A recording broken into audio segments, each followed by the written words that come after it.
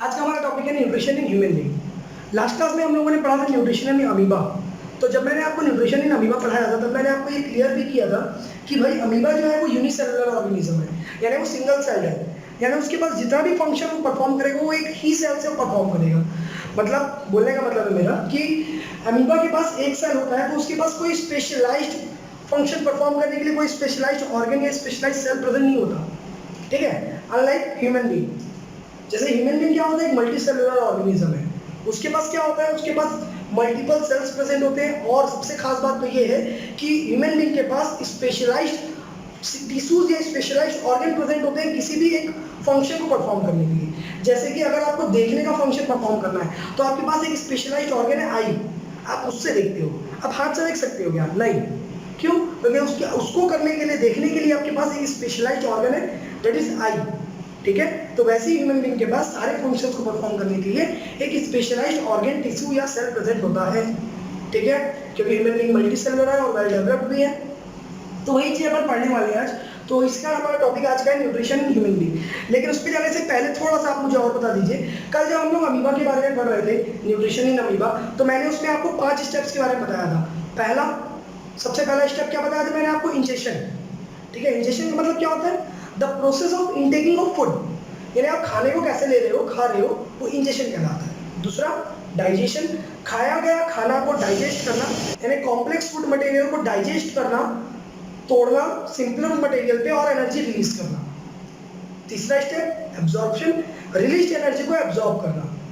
Fourth one, assimilation, वो जो energy जिसको आपने एब्जॉर्ब किया है उसको यूटिलाइज करना, वर्क करने में, फंक्शन करने में, मेंटेन करने में, अपनी बॉडी को मतलब अपनी बॉडी को हील करने के लिए, ठीक है, ये सब चीजों के लिए यूज करते हैं एनर्जी को। Fifth one, egestion. इजेशन का मतलब होता है आपने जो खाना खाया उसके बाद वो जो वेस्ट मटेरियल बचा है। देखो क्या हुआ, जब आप खाना खाते हो तो आपको, आपकी बॉडी को जितने न्यूट्रिएंट की जरूरत पड़ती है वो आपकी बॉडी ले ली, डाइजेशन, एब्जॉर्प्शन, एसिमिलेशन, ये सब प्रोसेस थे। अब जो वेस्ट मटेरियल बच गया, उस वेस्ट मटेरियल को आपकी बॉडी को बाहर निकालना है, तो उस प्रोसेस का नाम कहलाता है इजेशन, ठीक है। इतना तो क्लियर हो गया होगा आप लोगों को। अब वही 5 स्टेप्स ह्यूमन बीइंग में भी होते हैं, लेकिन थोड़ा सा डिफरेंस होता है। क्या डिफरेंस होता है उसी को देखने के लिए देखिए, सबसे पहला स्टेप होता है आपका इंजेशन का। इंजेशन में क्या होता है? इंजेशन में होता है कि आपने खाना किस तरीके से खाया है। जैसे कि हम लोग कैसे खाते हैं, हम लोग हाथ से पकड़ के मुंह में डालते हैं खाने को, तो वो हमारा इंजेशन प्रोसेस हुआ, ठीक है। ये इतना एकदम कॉम्प्लिकेटेड नहीं है, काफी इजी है, सिंपल तरीका है। दूसरा जो है वो है डाइजेशन।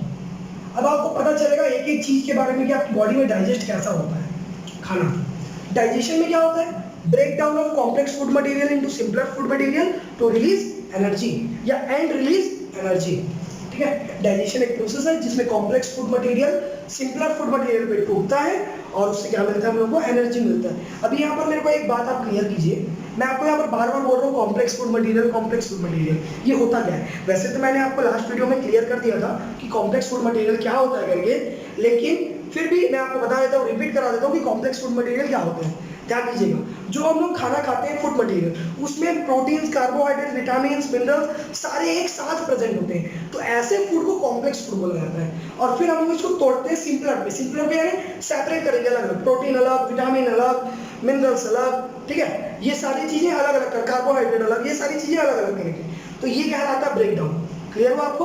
और जैसे ये टूटता है उसके बाद हम लोग को एनर्जी मिलता है, वो पूरा प्रोसेस डाइजेशन है। अब आप लोग सोच रहे होंगे सर हम लोग को डाइजेशन के बारे में तो लगभग तो पता ही है, तो आपको मैं बता दूं आपको अभी तक कुछ भी नहीं पता डाइजेशन के बारे में।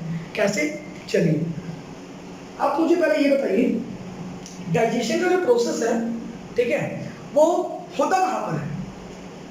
मतलब डाइजेशन कहाँ पर होता है आपकी बॉडी में? अब बोलोगे सर स्टमक में, पेट में, ठीक। अभी नहीं जानते हो, अभी जब पढ़ेंगे तब आपको क्लियर होगा कि डाइजेशन कहाँ होता है। सेकंड आप मेरे को ये बताइए, डाइजेशन स्टार्ट कहाँ पर होता है? तो आप बोलोगे सर वो तो पेट में ही होता है, ठीक है। तो आपको बता दूं कि नहीं, गलत है ये। डाइजेशन स्टार्ट होता है माउथ से, माउथ से, मुंह से ही डाइजेशन आपका स्टार्ट होता है। जैसे ही आप खाने का एक निवाला भी मुंह में डाले, ठीक है, तो यहाँ पर जो आपके माउथ में यहाँ पर प्रेजेंट रहता है सलाइवरी ग्लैंड। सलाइवरी ग्लैंड से निकलता है एक एंजाइम जिसका नाम है सलाइवा एमाइलेज, ठीक है, ये एक एंजाइम है। ये क्या करता है? सलाइवा एमाइलेज निकलता है और वो फिर अपने फूड को डाइजेस्ट करने का काम करता है। लेकिन फूड में भी क्या चीज को डाइजेस्ट करता है? फूड में ये डाइजेस्ट करता है स्टार्च को, और स्टार्च को तोड़कर ये बनाता है, क्या बनाता है ये सिंपल ग्लूकोज बनाता है, ये स्टार्च को तोड़कर, ठीक है, सिंपल ग्लूकोज, ठीक है। यहां पर ध्यान दीजिएगा, डाइजेशन स्टार्ट कहां से हो रहा है, डाइजेशन स्टार्ट्स फ्रॉम माउथ, ठीक है। और अगर आपको और साइंटिफिक वर्ड में जाना है तो माउथ की जगह आप लिख सकते हो बकल कैविटी। क्या होता है कई बार एमसीक्यू में आपको ना डाइजेशन स्टार्ट्स फ्रॉम या डाइजेशन स्टार्ट्स इन ऐसा लिख देता है और ऑप्शन देगा चार्ट होगा आपको, तो उसमें माउथ नहीं देगा कई बार, उसकी जगह आपको बकल कैविटी दे देगा, तो आप बकल कैविटी को टिक कर सकते हो, इन्हें टिक कर सकते हो, वो भी सही है, ठीक है। तो डाइजेशन कहाँ से स्टार्ट होता है, माउथ से होता है सिंपल भाषा में, और अगर आपको साइंस की भाषा में जानना है तो उसको बकल कैविटी बोल सकते हो आप, ठीक। और डाइजेशन जब स्टार्ट होता है माउथ में, तो क्या होता है माउथ में प्रेजेंट होता है सलाइवरी ग्लैंड, वहां सलाइवरी ग्लैंड, वहां से निकलता है सलाइवा अमाइलेज, जो कि स्टार्च को ब्रेक डाउन करना स्टार्ट करता है सिंपल ग्लूकोज में, यानी स्टार्च का ब्रेक डाउन यहीं से चालू हो जाता है सलाइवा अमाइलेज से। अब आप ये सोच रहे हो कि सर हम लोग जो खाना खाते हैं वो तो काफी कम टाइम तक माउथ में रहता है, फिर कैसे करते होंगे, तो भैया कम टाइम तक माउथ में रहता है, तो जितने टाइम तक माउथ में रहेगा उतना डाइजेस्ट होगा, उसके बाद जो बच गया या पूरा खाना, यानी मेरे को सीधा से बोलना चाहिए इनडाइजेस्टेड फूड, ठीक है, यानी प्रॉपर्ली डाइजेस्ट नहीं हुआ, क्योंकि आप काफी टाइम तक तो चबाते नहीं हो, काफी कम टाइम तक चबाते हैं, हमारा जो खाना रहता है वो माउथ में काफी कम टाइम तक रहता है, इस कारण जितना भी डाइजेस्ट हुआ और जो बच गया वो सारे, यानी कि प्रॉपर्ली तो डाइजेस्ट हुआ नहीं है, ठीक है, तो वो इनडाइजेस्टेड फूड फिर हमारे माउथ से अंदर जाएगा। लेकिन आपको यहाँ पर मैं एक बात और बता दूं, ये साथ ही साथ क्या करता है उस खाने को, ठीक है, स्लिपरी बनाता है, ताकि क्या होता है, जैसे मान के चलिए अगर ये हमारा माउथ है, इधर मैं आपको एक डायग्राम बनाता हूँ, मेरा डायग्राम इतना अच्छा बनता नहीं है तो थोड़ा ट्राई करिएगा समझने का, ठीक है। ये हमारा माउथ है, यहाँ पर से आपने फूड डाला, यहाँ पर आपने उसको सलाइवा के साथ मिक्स किया, स्लिपरी बनाया, स्लिपरी बनाने के बाद एक पाइप होता है अंदर में, इसको फूड पाइप के नाम से भी जाना जाता है, और वैसे तो इसका नाम है ईसोफेगस,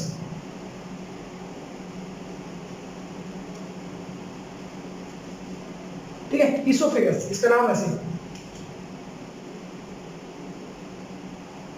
ईसोफेगस, ठीक है, ये इसका नाम है। इसमें क्या होता है, फूड ऊपर से नीचे आएगा और नीचे आने के बाद कहाँ चल देता है वो, ये स्टमक है आपका स्टमक कुछ इसी टाइप से दिखता है, जे टाइप का होता है स्टमक, ठीक है, स्टमक का शेप होता है जे टाइप का, कुछ इस टाइप से, ठीक, तो ये होता है आपका जे से स्टमक होता है।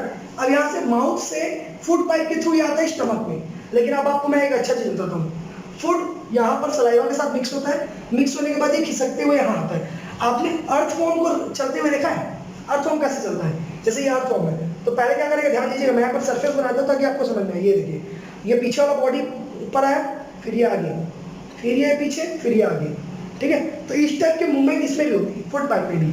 क्या होता है, खाना यहाँ पर फंसेगा, यहाँ पर आया खाना, अब ये खाना इधर से पाइप, जो फूड पाइप है वो सिकुड़ता है और इधर का फैलता है, तो ये खाना नीचे खिसकता है, फिर यहाँ पर आया खाना, तो यहाँ पर का फूड पाइप सिकुड़ेगा ऊपर का और नीचे का फूड पाइप फैलेगा, फिर ये खाना नीचे जाएगा, तो ऐसे जाते जाता है। इस मूवमेंट को पेरिस्टैलेटिक मूवमेंट बोला जाता है, इस मूवमेंट को पेरिस्टैलेटिक मूवमेंट बोला जाता है। खाना सिरक के यानी खिसक के नीचे जाते जाएगा, ठीक। अब नीचे जाने के बाद कहाँ जाता है, वो सीधा जाएगा स्टमक पे। अब मेन रोल चालू होता है स्टमक का, ध्यान दीजिएगा क्या होता है स्टमक में। अब स्टमक में क्या होता है, एक गैस्ट्रिक जूस रिलीज होता है, देखिए ध्यान, जब भी जूस आता है, जूस का मतलब होता है मिक्सचर बहुत सारी चीजों का, ठीक है, तो क्योंकि पेट में इसका गैस्ट्रिक जूस बोलते हैं इसको, स्टमक में रिलीज होता है क्या चीज, गैस्ट्रिक जूस। यहाँ पर आप लोगों का सबसे बड़ा भ्रम खुदेगा, देखिएगा यहाँ पर गैस्ट्रिक जूस के अंदर तीन चीजें होती है, एक तो निकलता है HCl एसिड, जो आप लोगों को पता ही होगा पहले से, ठीक है, एक निकलता है म्यूकस और एक निकलता है पेप्सिन। ये पेप्सिन एक एंजाइम है। अच्छा यहाँ पर एक बात है, एंजाइम वर्ड काफी बार आ रहा है, इसका मतलब क्या होता है, एंजाइम का मतलब ENZYME, एंजाइम। एंजाइम का मतलब क्या होता है, देखो क्या होता है ना, हमारी बॉडी में, अब हमारी बायोलॉजिकल बॉडी है, तो बायोलॉजिकल फंक्शन को परफॉर्म करने के लिए कुछ केमिकल्स होते हैं, कुछ स्पेशल केमिकल्स, उन स्पेशल केमिकल्स को हमारी बॉडी में एंजाइम बोलते हैं बायोलॉजी की भाषा में, ठीक है। तो पेप्सिन एक एंजाइम है जो एक स्पेशल फंक्शन परफॉर्म करता है। ध्यान दीजिए, गैस्ट्रिक जूस के अंदर तीन चीजें, HCl, पेप्सिन और म्यूकस। अब काम क्या कर रहा है तीनों का, ध्यान से देखेंगे तो समझ में आएगा, ध्यान दीजिएगा। जैसे ही खाना पेट में आता है तो गैस्ट्रिक जूस रिलीज होता है, HCl, पेप्सिन और म्यूकस है उसके अंदर में। सबसे पहला काम ध्यान देते रहिएगा HCl का। HCl क्या करता है, अगर मैं आपसे पूछूं तो आप क्या बोलोगे, सर खाने को डाइजेस्ट करने का काम करता है HCl। नहीं भैया, गलत है। डाइजेशन में कोई रोल है ही नहीं HCl का, डायरेक्टली रोल नहीं है, वो इनडायरेक्टली प्ले करता है रोल। कैसे, तो ध्यान दीजिएगा, ये जो आपको पेप्सिन दिख रहा है ना, मेन डाइजेशन में तो ये काम करता है, मेन डाइजेशन में पेप्सिन काम करता है। लेकिन पेप्सिन को काम करने के लिए उसका इन्वायरमेंट एसिडिक मीडियम का होना चाहिए। यानी कि अगर आपको खाने को डाइजेस्ट करना है तो आपके पेट में जो खाना पहुंचे वो एसिडिक होना चाहिए, तब जाके पेप्सिन अपना काम करेगा। और अगर एसिडिक नहीं हुआ तो पेप्सिन अपना काम नहीं करेगा। तो पेप्सिन को काम कराने के लिए HCl रिलीज होता है। HCl क्या करता है, HCl आता है और उस खाने को एसिडिक बना देता है। ठीक है, HCl आता है, HCl और उस खाने को क्या बना देता है, एसिडिक बना देता है। और वो एसिडिक बनने के बाद फिर पेप्सिन अपना काम करता है। ठीक है, तो वहां पर HCl का काम क्या है, HCl सिर्फ और सिर्फ खाने को एसिडिक बनाने का काम करता है, इसके अलावा और कुछ काम नहीं होता उसका। ठीक, अब पेप्सिन के रोल क्या रहते हैं, तो पेप्सिन क्या करता है, क्या चीज करता है, वही तो डाइजेशन करता है। किस चीज का डाइजेशन करता है, तो पेप्सिन डाइजेस्ट करता है प्रोटीन्स को।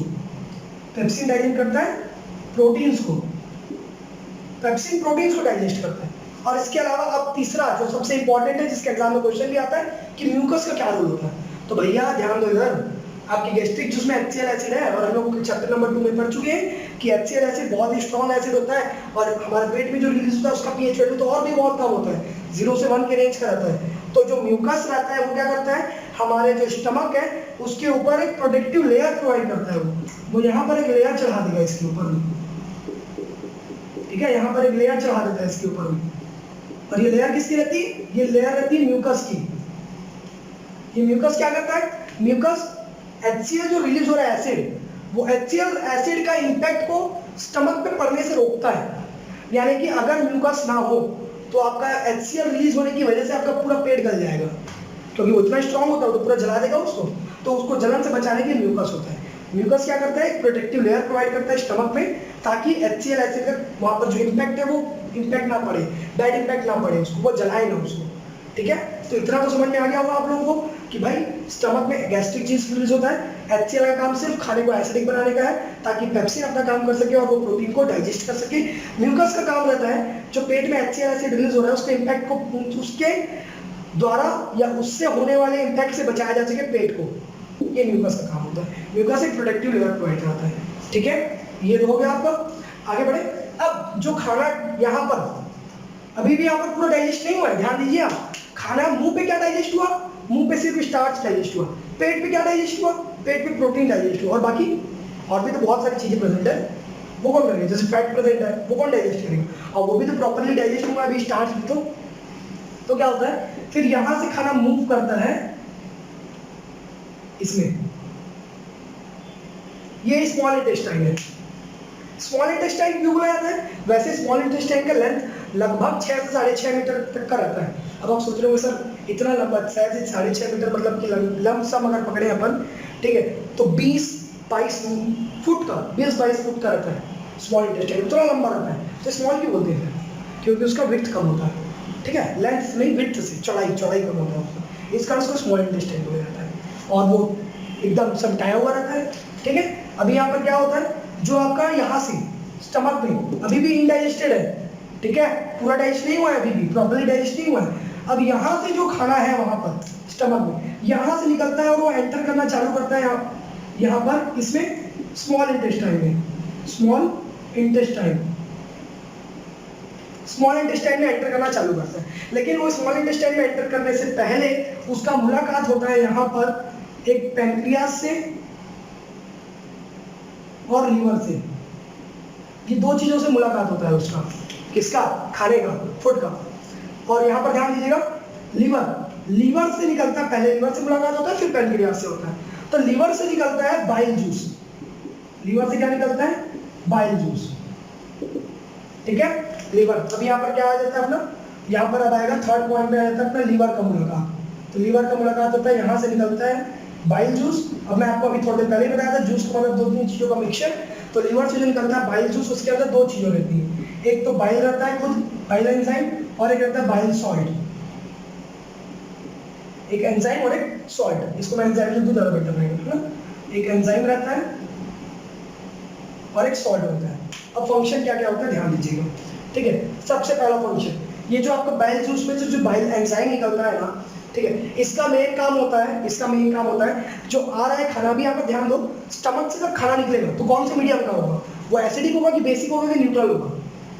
ऑब्वियसली एसिडिक होगा क्योंकि HCl प्रेजेंट था वहाँ पर, तो HCl से होकर निकला है, तो HCl से मिक्स हो चुका है खाना, तो एसिडिक मीडियम है। तो अब प्रॉब्लम क्या होता है ना, उस एसिडिक मीडियम को बेसिक में कन्वर्ट करना पड़ता है। क्यों? क्योंकि पैनक्रियाज से जो एंजाइम निकलेगा उसको फंक्शन करने के लिए बेसिक मीडियम चाहिए, ठीक है। ये थोड़ा पंचायती है लेकिन क्या कर सकते हैं, भाई डिमांड है ऊपर करना पड़ेगा पूरा, ठीक है। तो खाना यहाँ से निकला पेट से एसिडिक मीडियम में, उस एसिडिक को बेसिक यानी अल्कलाइन मीडियम बनाने की जिम्मेदारी इस एंजाइम का है, ठीक है। तो बाइल लीवर से निकलता है बाइल जूस, और उस बाइल जूस में दो चीजें, एक एंजाइम रहता है और एक बाइल का सॉल्ट रहता है, ठीक है। और ये जो बाइल जूस में जो एंजाइम है उसका काम क्या है आपका, उसका काम है खाने को बेसिक मीडियम में कन्वर्ट करना, और बाइल सॉल्ट जो निकलता है उसका काम है हमारे फूड जितना भी हम लोगों ने खाया है उसमें जो फैट्स प्रेजेंट है, ठीक है। बाइल सॉल्ट का काम क्या है, हमने जो खाना खाया है उसमें जो फैट्स प्रेजेंट है उस फैट को डाइजेस्ट करेगा सिंपल ग्लूकोज में, ठीक है। फिर उसको तोड़ेगा सिंपल ग्लूकोज में। यहाँ पर मैं आपको बार बार सिंपल ग्लूकोज बोल रहा हूँ ताकि अब ग्लूकोज में बहुत सारे टाइप के आते हैं, अपन उतना डीप नहीं जाएंगे, आप बस ये समझो सिंपल ग्लूकोज एक ऐसा ग्लूकोज है जिसको हमारा बॉडी डायरेक्टली यूटिलाइज कर सकता है फिर, ठीक है। बस वही समझो आप अभी के लिए। तो बाइल सॉल्ट क्या करता है, फैट को डाइजेस्ट करता है ग्लूकोज में कन्वर्ट करने के लिए, ठीक। इसके अलावा लीवर में जो बाइल जूस है उसका मेन काम क्या है, मेन काम है भैया उसका, वैसे तो ये दोनों ही मेन काम है, लेकिन सबसे इंपॉर्टेंट काम यहाँ पर एंजाइम प्ले करता है कि भाई वो एसिडिक मीडियम को बेसिक में कन्वर्ट करता है खाने का। अब वो एंजाइम ने क्या किया, जो एसिडिक मीडियम का फूड था उसको बेसिक में कन्वर्ट कर दिया। ये सारी चीजें स्मॉल इंटेस्टाइन के एंट्री गेट में ही हो रही है, जो भी हो रही है, ठीक है। इसके अलावा फिर तीसरा आता है, मतलब फोर्थ स्टेप आता है पैनक्रियाज का रोल। अब पैनक्रियाज क्या करता है, पैनक्रियाज रिलीज करता है पैनक्रियाटिक जूस, पैनक्रियाज रिलीज करता है पैनक्रियाटिक जूस। अभी यहाँ पर भी जूस है इसलिए बहुत सारे एंजाइम्स या बहुत सारे केमिकल्स का मिक्सचर होगा, लेकिन उससे पहले आप ये समझो कि जो पैनक्रियाज है ना, वो पैनक्रियाज जो रिलीज करता है पैनक्रियाटिक जूस को, ठीक है, जिसके अंदर क्या क्या रहता है, जिसके अंदर रहता है आपको पैनक्रियाटिक एमाइलेज, ट्रिप्सिन और लिपेज, ठीक है। पैनक्रियाटिक जूस के अंदर क्या क्या रहता है, पैनक्रियाटिक जूस के अंदर रहता है एमाइलेज,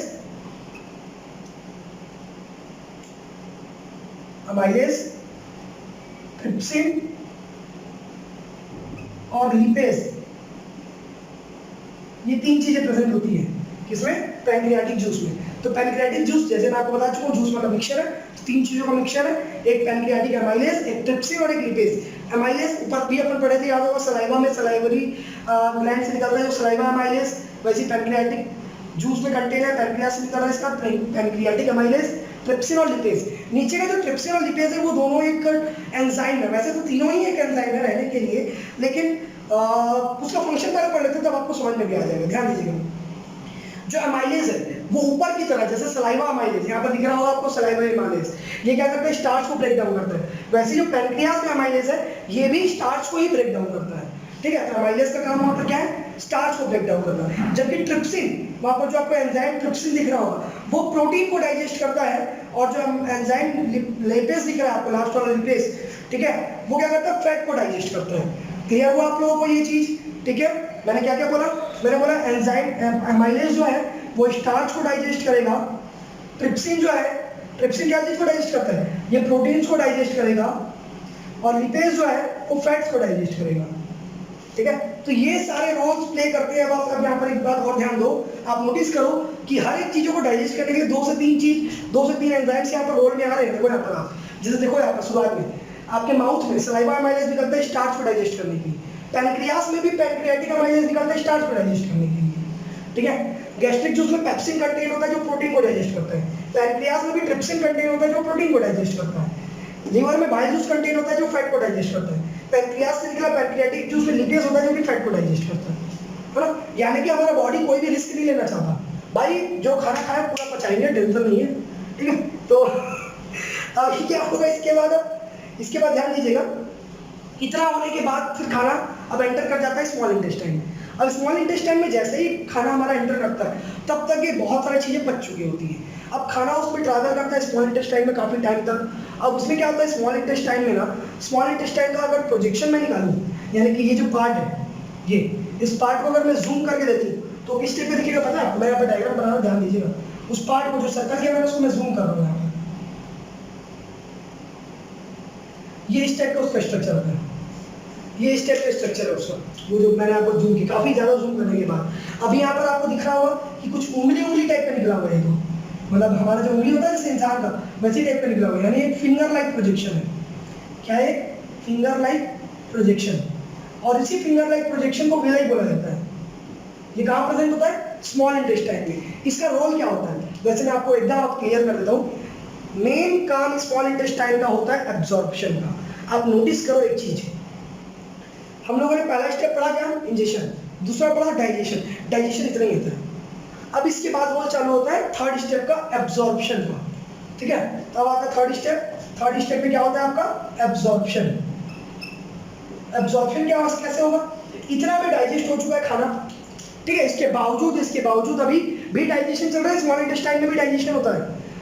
अब अगर एक्चुअली जैसे कि आपसे पूछा जाए कि भाई डाइजेशन स्टार्ट कहाँ होता है, तो माउथ में होता है, बगल कैविटी में। डाइजेशन कंप्लीट कहाँ होता है? वैसे तो स्मॉल इंटेस्टाइन में हो चुका होता है, लेकिन फिर भी कुछ मटेरियल जो बच जाते हैं वो आपके लार्ज इंटेस्टाइन में जाते हैं डाइजेस्ट होने के लिए। ठीक है, फिर भी अपन आगे बढ़ते हैं, इसमें ध्यान देते हैं अब इसको। तो आपका जो फिंगर लाइक प्रोजेक्शन प्रेजेंट होता है स्मॉल इंटेस्टाइन में, जिसको विलेय बोला जाता है, वो क्या करता है? वो आपके जो डाइजेस्टेड फूड मटेरियल्स हैं उनको एब्जॉर्ब करने का काम करता है। भी यहाँ पर ध्यान दीजिएगा, डाइजेस्टेड फूड मटेरियल्स को एब्जॉर्ब किया जा रहा है। ठीक है, उससे निकलने वाली एनर्जी को भी एब्जॉर्ब करेंगे और उसको यूटिलाइज कुछ कोई और करता है, उसको भी देखेंगे। पहले यहाँ ध्यान दो, तो ये जो फिंगर लाइक प्रोजेक्शन है यहाँ पर, जिसको विलेय बोला जाता है, वो एब्जॉर्ब कर रहा है इन मटेरियल्स को, फूड मटेरियल्स को। अब आप सोच रहे हो सर ये तो काफी छोटा होता है, तो हाँ भैया, जब आपका खाना डाइजेस्ट होता है ना, तो वो इतना छोटा हो जाता है कि वो विलेय का जो प्रोजेक्शन आपको दिख रहा होगा, बीच में छोटे छोटे गैप उसमें हो जाता है।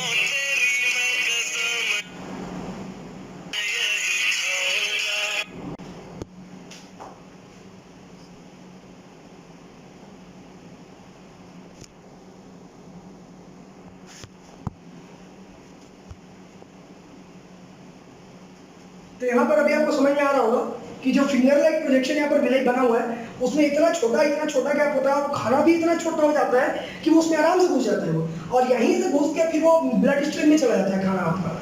तो यहाँ पर एब्जॉर्प्शन हुआ खाने का, कैसे हुआ?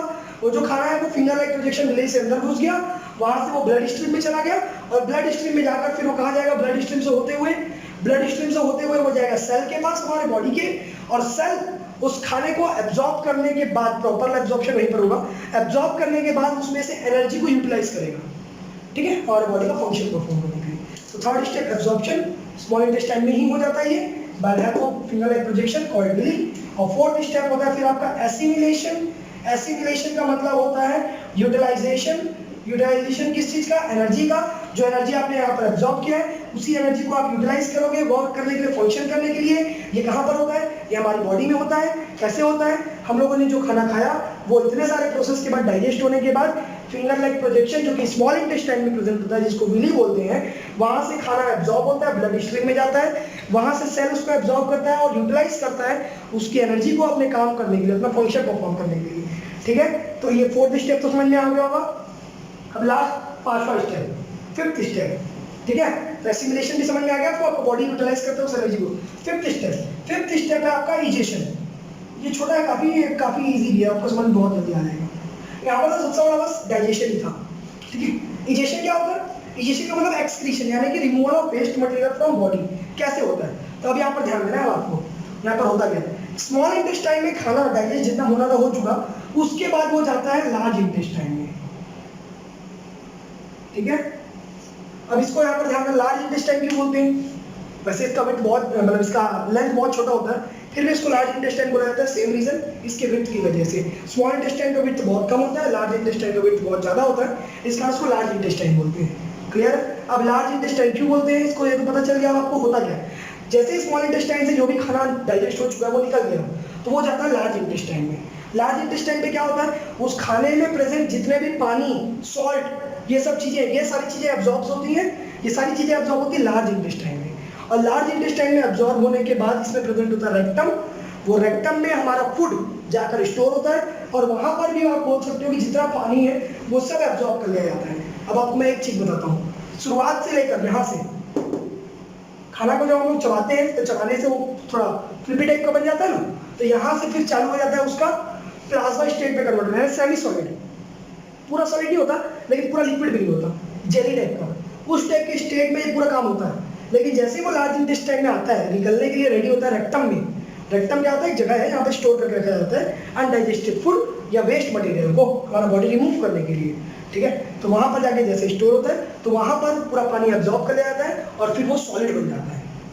आया समझ में आपको, ठीक है।